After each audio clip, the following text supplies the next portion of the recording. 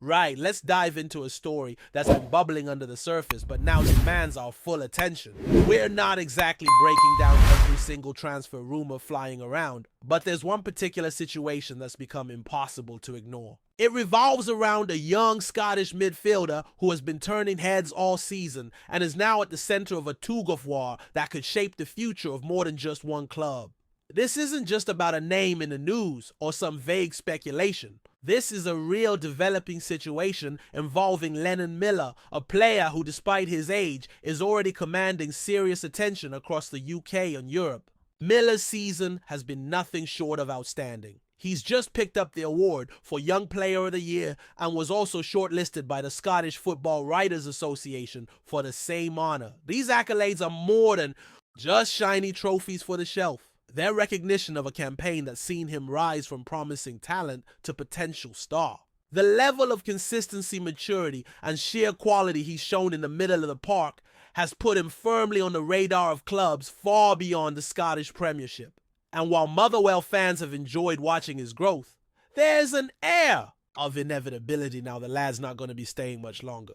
But here's where it gets interesting. For months now, fans of Celtic have been pushing the narrative, go get Miller. The desire is strong. Many see him as the ideal piece for a midfield that already boasts talent but might be in need of fresh legs and fresh ideas. Celtic scouts have been spotted at multiple Motherwell games, and there have been whispers, no longer whispers, really more like open chatter, about approaches made questions, asked lines of communication opened. What would it take to bring him in? What are his terms? Does he even want the move? Recently, we got a bit more clarity straight from the source. Lennon Miller opened up about his future and made it clear that he's weighing his options carefully. He didn't rule out anything but dropped hints big enough to make any club sit up and pay attention. He spoke about watching other young players take their chances abroad, stepping into new cultures, new leagues, and succeeding. The message was subtle but unmistakable. He's open to moving, he's open to a challenge, and above all, he wants to play football,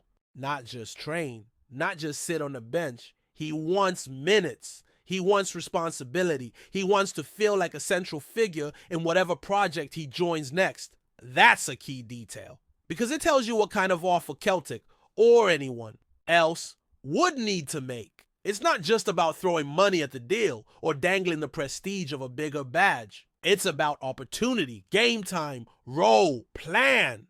He's made it known that he won't be swayed by status alone. He wants to feel like he's walking into a team that genuinely wants him, not one that's signing him just to tick a box or prepare for the future. He wants to be part of the present, and the timing of all this matters. Miller is entering the final 12 months of his contract at Motherwell.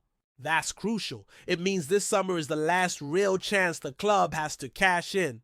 Wait too long and they risk losing him for nothing. And from the player's point of view, it's decision time. Does he stay and sign an extension? Highly unlikely. Does he walk away next year for free?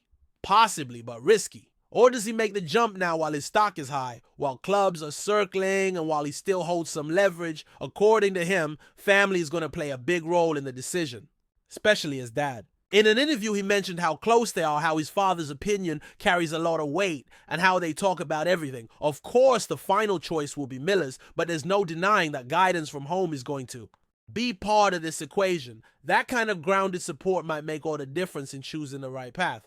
So where does that path lead? If you're a Celtic supporter, you'll be hoping it leads straight to Glasgow. But there are obstacles, plenty, starting with competition. Celtic aren't the only ones in the race. Clubs in Italy, Germany, and elsewhere in Europe are watching closely. And we're not talking about lowerable sides. Some of these teams have a real reputation for developing young talent and giving them a platform. The success stories of players like Lewis Ferguson and Scott McTominay abroad are real tangible examples of how heading overseas can work out brilliantly for Scottish players. And let's be honest, there's a very real chance that when Miller and his advisors look at Celtic's current midfield, they'll see more traffic than opportunity. With names like Callum McGregor, Rayo Hatate, Paulo Bernardo, and others already vying for starting spots, how easy will it be for a newcomer, no matter how talented, to break in? Does he see a path to playing regularly? Or does Italy, with its emphasis on tactical development and its recent embrace of Scottish midfielders, look like a more sensible route? Then you've got the perspective from Motherwell's own staff. One of their development coaches recently gave an interview that raised eyebrows among the Celtic faithful. He suggested, in not so many words, that Miller would be better off avoiding a move to either England or Celtic. His reasoning: he believes that a full step away from the British football environment would do Miller good, letting him focus purely on development without the pressure cooker that comes with big domestic transfers. Again, Lewis Ferguson was name-checked. The Italy route was praised. Germany was mentioned. The underlying message was clear: go out, learn, grow, come back stronger. Now, to be fair, that's just one voice, but it reflects a broader debate. What's the best move for Miller's career? Stay in Scotland and risk stagnating on the bench, or take a leap and bet on himself in a different footballing culture? Meanwhile, back at Celtic Park, the timing couldn't be more relevant. The club just announced what's being called the most lucrative kit deal in Scottish football history. A renewed partnership with their kit supplier valued at around £30 million. On the surface, that sounds like a step up from the previous agreement, which paid $5 million per year over 5 years. But this new one spreads $30 million over 10 years, $3 million a year on paper, and which has prompted questions. Is this really an upgrade? Well, it turns out it just might be. A recent breakdown by a football finance expert revealed that this new agreement includes a bigger slice of merchandise revenue for the club. So while the base payment is technically lower per year, the overall profit could be significantly higher. If sales continue to rise, last season alone, the club made over £18 million in merchandise sales.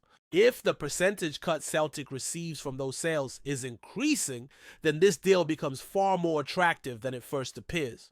What does that mean in practical terms? It means more money in the war chest, more funds to invest in transfers, more flexibility to make deals like the one that would bring Lennon Miller to Celtic a reality. The club's financial position is strong, and if the will is there, both in terms of budget and belief in the player, then there's little excuse not to go all in. But here's the catch. It can't just be about finances. It has to be about vision. Miller has made that crystal clear. He doesn't want to be a backup plan or a development project with no clear end in sight. He wants to play, and he wants to feel valued from day one. That's the offer Celtic needs to put on the table. Not just money, but a genuine pathway into the first team. There's still time for this to play out, but the window is narrowing. This summer feels like the make or break moment. If Celtic are serious about this move, it needs to happen now.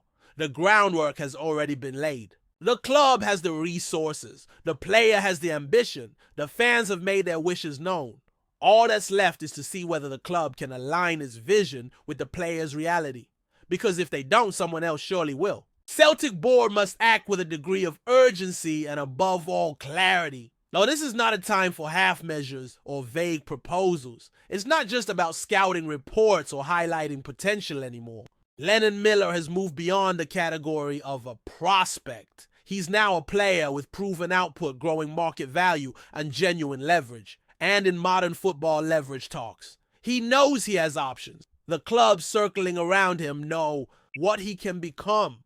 What remains to be seen is whether Celtic are prepared to match that level of intent. And matching that intent might mean more than just a compelling financial offer. It means a clearly defined role, a place in the tactical plan, and a guarantee that his development won't be slowed by endless bench time. These are the kinds of assurances top young players look for nowadays, especially when they know their career is at a pivotal junction. The likes of Lewis Ferguson didn't explode abroad by accident. They did it because clubs laid out clear development pathways and backed them with action. That's what Miller is seeking now. Something real, something structured. What complicates matters is the internal competition. Celtic's midfield isn't short of talent. We're talking about players like Callum McGregor, who has been the heartbeat of the side for years, Rayo Hatate with his incredible dynamism, and emerging names like Paulo Bernardo and Odin Thiago Holm, all fighting for minutes. That environment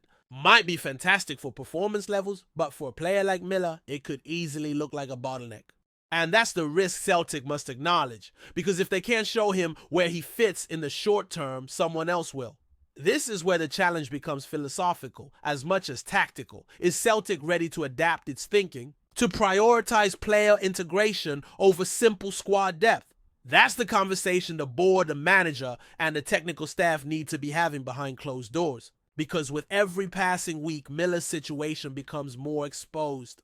Other clubs are watching, agents are preparing, and while the fans are voicing their hopes loud and clear, that means nothing unless the club takes decisive action. Now, you might be wondering, can Celtic afford to take that step financially? Yes. With the recent kit supplier deal, the club has increased its commercial muscle significantly. While the base value of £30 million over 10 years might seem modest at first glance, the real goal lies in the merchandise revenue split. Early indications suggest Celtic will now take a bigger chunk of the sales, potentially doubling the profit they made under the previous agreement. And that's no small amount. Last year's figures were already beyond 18 million in merchandise. If that number grows even slightly and the percentage share improves, you're talking about millions in new revenue flowing directly into the club's operations. What does that mean in real terms? It means the club can absolutely afford to make strategic investments in players like Miller without compromising other priorities. The issue isn't resources, it's resolve. Whether the board sees this as a must-do deal or simply a nice-to-have one. And based on the sentiment around the club, it feels like the support for this move is louder than it's been in a long time. But again, there's more at stake than just this one transfer. What Miller decides to do will send a signal. If Celtic can secure him and offer him the environment he's looking for, that sends a message to the rest of the country and the continent that they're serious about developing top Scottish talent. That they're not just a finishing school but a launching pad. On the other hand, if they hesitate or fail to act decisively and he heads abroad and thrives, it raises the question, are Celtic still the best destination for Scotland's best young players? One last element worth noting is that clubs abroad might offer something Celtic cannot. That blank canvas, that freedom from expectation, that slower pressure cooker. In Italy or Germany, Miller might walk into a setup designed entirely around his profile. In Glasgow, he's walking into a legacy, a badge with history. That can be inspiring or it can be suffocating. It depends on the environment created by the manager and staff. So as this transfer window creeps closer, eyes will be firmly fixed on both Lennon Miller and Celtic. Because while this might seem like a single transfer story today, it could end up defining how the club approaches the next generation of talent altogether. And those decisions will ripple far beyond one summer. Before we proceed, subscribe to our channel and enable notifications to receive all exclusive news about Celtic FC. Don't miss any details about your favorite team. It's extremely important for Celtic FC fans. Slovan Bratislava boss Vladimir Weiss has taken a sharp swipe at Celtic, labeling the Scottish champions as overhyped and questioning their stature in European football. The outspoken manager didn't mince his words following recent encounters and growing speculation around the Glasgow side's continental pedigree. Speaking to reporters in Bratislava, Weiss let fly with a pointed critique of Celtic's recent form and overall presence on the European stage. Celtic are always talked about like they're giants of Europe, he said, but when was the last time they showed anything of real substance in the Champions League or even the Europa League? It's all noise and nostalgia. Weiss, known for his no-nonsense attitude and straight-talking style, seemed particularly irked by what he described as a sense of entitlement surrounding the Scottish club. There's a belief they only have to turn up to win, but football doesn't care about history, only what you do on the pitch. Against us they looked ordinary, he added, referring to their past meeting when Slovan knocked Celtic out of Europe in a painful memory for the Hoops faithful. The timing of the comments will raise eyebrows, especially with Celtic preparing for another European campaign under pressure to progress beyond the group stages, something that has eluded them in recent years. Weiss's remarks will no doubt sting in Glasgow's East End, where expectations remain sky high, but recent results have fallen short. Slovan's gaffer also questioned Celtic's recruitment and tactics, suggesting their approach is predictable and too reliant on old reputations. You can see they're not evolving. It's the same ideas, the same play, and they expect different results. That's not how modern football works, he said. The remarks have lit a fire among Celtic fans and pundits alike, with many calling Weiss's comments disrespectful and out of line. But others concede that his words, though harsh, may not be entirely without merit. As the European qualifiers loom, Celtic now have added motivation to silence critics like Weiss and reclaim some of the respect that has dwindled in recent years. One thing's for certain, should these two sides meet again, the fireworks won't be limited to the pitch. Hello, fan! Don't forget to like and subscribe to the channel, as it means a lot to Celtic FC. Also, share your opinion about the news in the comments below. See you in the next video.